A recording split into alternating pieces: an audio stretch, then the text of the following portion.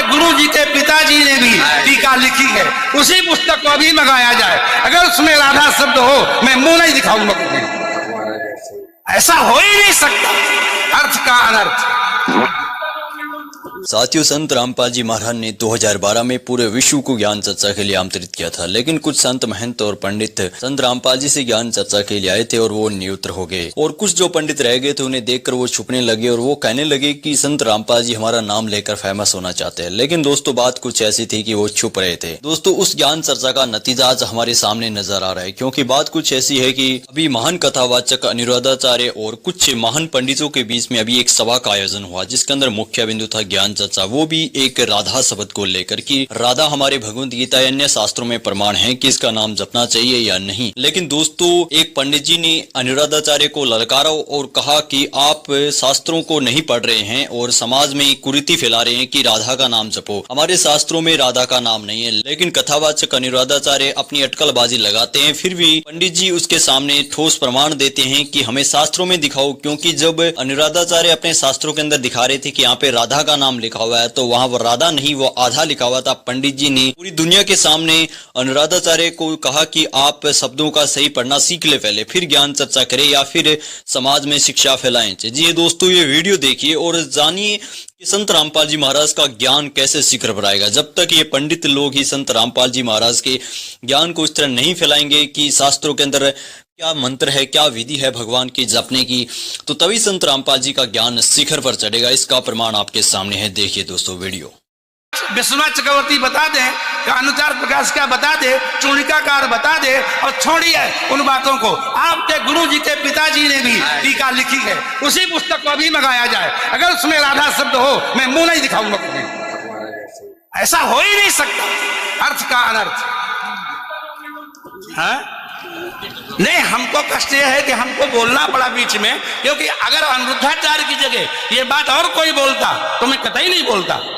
देखिए, अनिरुद्धाचार्य जी इस समय टीवी पर छाए हुए हैं, लाखों लोग इनको सुन रहे हैं, तो ये तो यही समझेंगे ना कि अनिरुद्धाचार्य बोल रहे हैं। इसलिए आपके द्वारा कोई अपशब्द नहीं निकलना चाहिए। मैं आपसे वंदन करता हूं, कभी कोई अनर्थ करना हो तो विचार करके करिए। मैं और कोई बात नहीं, सबको क्षमा मांगता हूं। भागवत जी के 8वें स्कंद के 10वें अध्याय में लोग कहते हैं भागवत जी में राधा का नाम नहीं है, राधा का नाम नहीं है। ये लोग गलत कहते हैं, जो भी कहता है गलत कहते हैं। लिखा हुआ है, मैं आपको श्लोक दिखा रहा हूं। भागवत जी के 8वें स्कंद के 10वें अध्याय में श्लोक नंबर 40 है, लिखा है उद्यतायुध दौरदंडई राधावंतो भटान मृधे। राधावंतो लिखा, स्पष्ट लिखा गुरुजी। ऐसा है, नाश मत करिए। आधावंत है, आधावंत में दौड़ते हुए या संधि हो गई है गुरुजी। नहीं नहीं, ये गलत बात आप जो है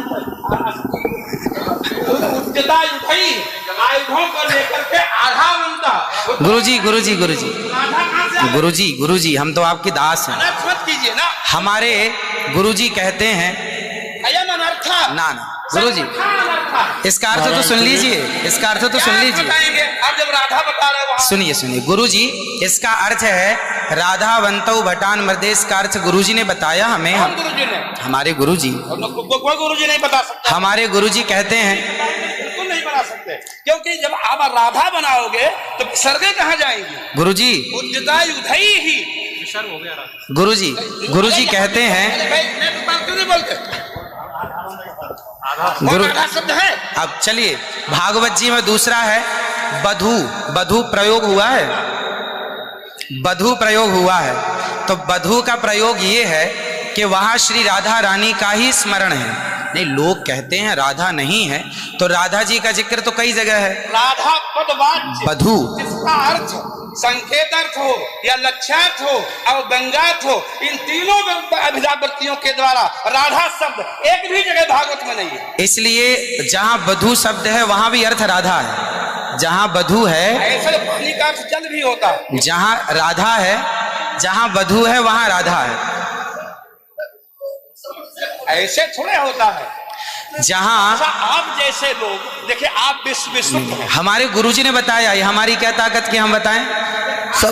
शब्द ही अर्थानाम अभिव्यक्ति त्रिभिर्भवति। महाराज श्री इनकी बात सारा विश्व सुनता है। महाराज श्री बोले हमारी बात 20 आदमी सुनते हैं। महाराज जी सुनता है सारा विश्व। त्रिपाठी जी महाराज, आचार्य जी, आपके चरणारविंद में मेरा निवेदन है कि अरे आप हटिए सामने से। आचार्य जी आप हटिए भैया। अरे नहीं, लेकिन ऐसा श्रीधर। आप विश्व को सुनाते हैं, इसलिए कह रहा हूँ। श्रीधर जी नहीं तो गलत सुना रहे हैं। इन्हें हटाओ। कौन है? कोई गुरु नहीं बता सकता यार।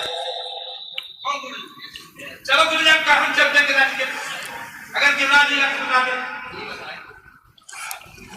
आचार्य जी श्रीधर गुरुजी ने कहा है कि यहाँ जो राक्षस हैं वो राधा रानी का स्मरण करके, जो राक्षस हैं राधा रानी का स्मरण करके और युद्ध करने चले। जो राक्षस हैं भटान मर्धे जो है, गुरुजी ने बताया कि जो राक्षस लोग हैं वो किसका स्मरण करके युद्ध करने चले? श्री राधा रानी का। ब्रह्म वैवर्त पुराण के अनुसार राधा ही मूल आधार है। यहां तक कि राम में भी राधा छिपा हुआ।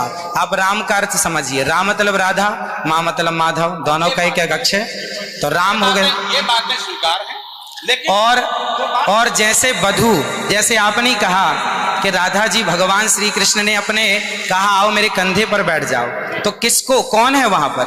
राधा जी हैं। राधा जी हैं तो हैं, लेकिन वहां वधू है। याम गोपी गोपी मैंने अब कृष्णा। तो श्री राधा जी, जिस गोपी को कहने का तात्पर्य यह है कि भागवत जी में कहीं राधा का अभाव नहीं है। भागवत जी में कहीं भी शब्दानाम शब्दै ही अर्थानाम अभिव्यक्ति ही कई वृत्ति भवति। वृत्तयः कति संख्या का अविदावृत्त्या लक्षणावृत्त्या व्यंजनावृत्त्या शब्दानाम अर्थस्य अभिव्यक्तिर्भवति। अस्ति कश्चन विद्वान् वक्तुं शक्नोति। महाराज जी आप दोनों के पावन चरणारविंद में मैं हाथ जोड़ करके निवेदन करता हूँ, मेरी बात सुन लीजिए। नहीं, आप तो गुरुजन है, गुरुजन है, आप ही तो सिखाएंगे। मैं कह रहा हूँ अर्थ का अनर्थ क्यों सभा में करते हैं लोग? तुम पूरे विश्व को सुनाते हो। गुरुजी जो मेरे गुरुजी ने सिखाया वो मैं बोल रहा हूँ। सिखा ही नहीं सकते, आप अशुद्ध बोल रहे हैं बात। अभी श्री राधा और माधव जो राम नाम है, जो भागवत जी का अर्थ है। अब कोई पूछे कि राधा का अर्थ क्या है, तो राधा का अर्थ ही कृष्ण है, और कृष्ण का अर्थ ही राधा है। तो राधा ही कृष्ण है और कृष्ण ही राधा है। कुल मिलाकर कहने का अर्थ ये है, गुरुजन ये कहते हैं कि प्रत्येक श्लोक कृष्ण है और प्रत्येक भागवत जी के 18,000 श्लोक, प्रत्येक श्लोक कृष्ण है और श्लोक का प्रत्येक अर्थ श्री राधा है। प्रत्येक श्लोक श्री कृष्ण है और श्लोक का प्रत्येक श्लोक का अर्थ श्री राधा है। तो ये सब भाव ही तो है, लेकिन राधा ना वो भाव सब नहीं, भाव है। वो शब्दार्थ। भाव का भूखा हूं मैं, भाव ही एक सार है, और भाव से भजले मुझे तो भव से बेड़ा पार है। सभी विद्वानों के चरणों में दास का बारंबार नमन। सबको जय श्रीमन नारायण, जय श्री कृष्ण। 2 मिनट कीर्तन कर ले। 1 मिनट रुको, मैं सबसे क्षमा मांगता हूँ। मेरा अनिरुद्धाचार्य के प्रति बड़ी श्रद्धा भाव है, बड़ा आदर है, लेकिन इनकी वाणी चूंकि पूरा विश्व सुन रहा है, ये चैनलों पर आते हैं।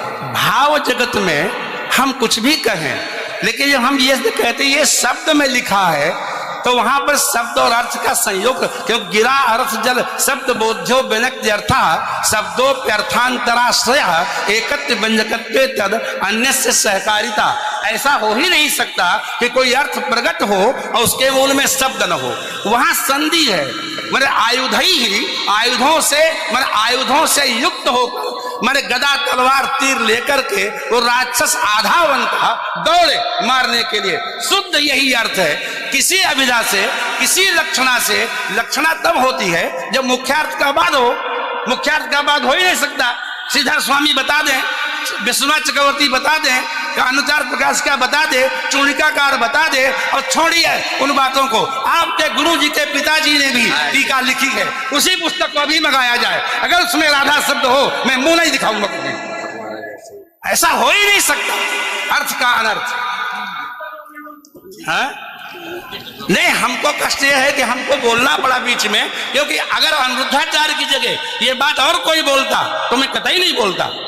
देखिए, अनिरुद्धाचार्य जी इस समय टीवी पर छाए हुए हैं, लाखों लोग इनको सुन रहे हैं, तो ये तो यही समझेंगे ना कि अनिरुद्धाचार्य बोल रहे हैं। इसलिए आपके द्वारा कोई अपशब्द नहीं निकलना चाहिए। मैं आपसे वंदन करता हूं, कभी कोई अनर्थ करना हो तो विचार करके करिए। मैं और कोई बात नहीं, सबको क्षमा मांगता हूं।